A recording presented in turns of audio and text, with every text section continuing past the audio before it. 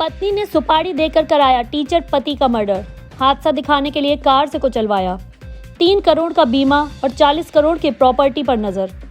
कानपुर में करोड़ों की संपत्ति के मालिक सरकारी टीचर की पत्नी को मकान निर्माण का काम करने वाले एक राजमिस्त्री से प्यार हो गया। टीचर की पत्नी देखने में जितनी खूबसूरत थी, उसका दिमाग भी उतना ही शातिर था।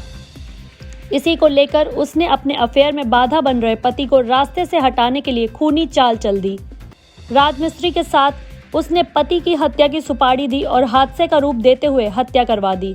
पुलिस के अनुसार सरकारी टीचर राजेश गौतम की पत्नी पिंकी का अफेयर राजमिस्त्री का काम करने वाले शैलेंद्र सोनकर से चल रहा था।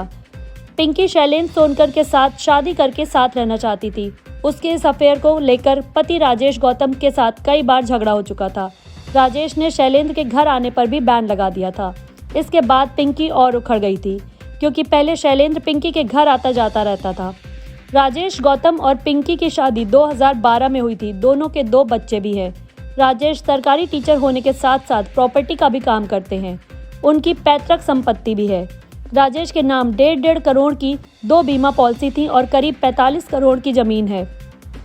राजेश ने कानपुर के कोयला नगर में साल 2021 में एक प्लॉट पर निर्माण का कार्य शुरू करवाया था। उस प्लॉट पर निर्माण कार्य के लिए राजेश ने पुराना शिवली के रहने वाले राजमिस्त्री शैलेंद्र सोनकर को काम पर रखा था। काम के सिलसिले में शैलेंद्र सोनकर का राजेश के घर आना जाना शुरू हो गया। इसी दौरान शैलेंद्र राजेश की पत्नी पिंकी से भी बात करने लगा। राजेश गौतम की पत्नी पिंकी ने बीएड कर रखा है और वह देखने में भी सुंदर है। राजमिस्त्री शैलेंद्र सोनकर पिंकी को पसंद करने लगा। उसके हाव भाव देखकर पिंकी ये बात समझ गई।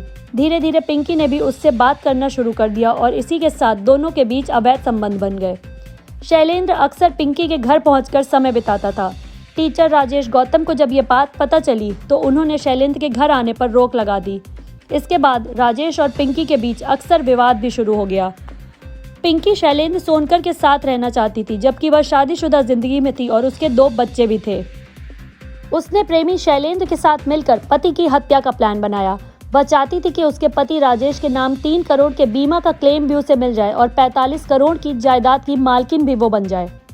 बीते 4 नवंबर को जब टीचर राजेश गौतम कानपुर के स्वर्ण जयंती विहार में सुबह 5:30 बजे टहलने के लिए निकले थे तो राजेश की पत्नी पिंकी का प्रेमी शैलेंद्र सोनकर और विकास नाम का युवक वहां कार से पहुंचा और राजेश को कार से रौंद दिया, जिससे राजेश की मौत हो गई। इसे हादसे का रूप देने के लिए शैलेंद्र ने यह प्लान बनाया था।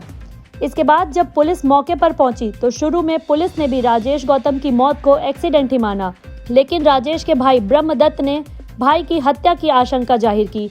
इसी के साथ पुलिस को एक सीसीटीवी मिला, जिसमें नजर आया कि जिस कार की टक्कर से राजेश की मौत हुई है वो एक अन्य कार के साथ राजेश का पीछा कर रही थी। इसके बाद पुलिस ने हत्या की धाराओं के तहत केस दर्ज करके जांच शुरू करी और राजेश की पत्नी से भी पूछताछ की। देखिए, दिनांक 4 नवंबर 2023 को थाना सेन पश्चिम पारा में एक एक्सीडेंट की सूचना प्राप्त हुई थी, जिसमें कि एक व्यक्ति राजेश गौतम की मृत्यु हो गई थी एक्सीडेंट के दौरान। इसमें परिवार के द्वारा सूचित किया गया था कि एक्सीडेंट की वजह से उनकी मृत्यु हो गई है। उसके बाद जब स्थानीय पुलिस ने आसपास के सीसीटीवी कैमरा देखे और उन्हें लिंक किया तो ऐसा प्रतीत हुआ जैसे कि किसी ने जानबूझकर गाड़ी से राजेश गौतम को मारने का प्रयास किया है और उनकी हत्या की है। इसमें जब पुलिस ने आगे जांच की और आगे कार्रवाई की तो इसमें 3 लोगों का नाम प्रकाश में आया, जिसमें कि एक उनकी पत्नी है उर्मिला गौतम, एक शैलेंद्र सोनकर जो कि उर्मिला गौतम के प्रेमी हैं, और उन्होंने 2 ड्राइवर हायर किए थे, जिसका कि एक का नाम है सुमित कठेरिया और दूसरे का नाम है विकास सोनकर। इन लोगों ने मिलकर इस हत्या के षड्यंत्र को अंजाम दिया और राजेश गौतम की गाड़ी से टक्कर मारकर हत्या कर दी और उसको एक्सीडेंट का रूप दे दिया।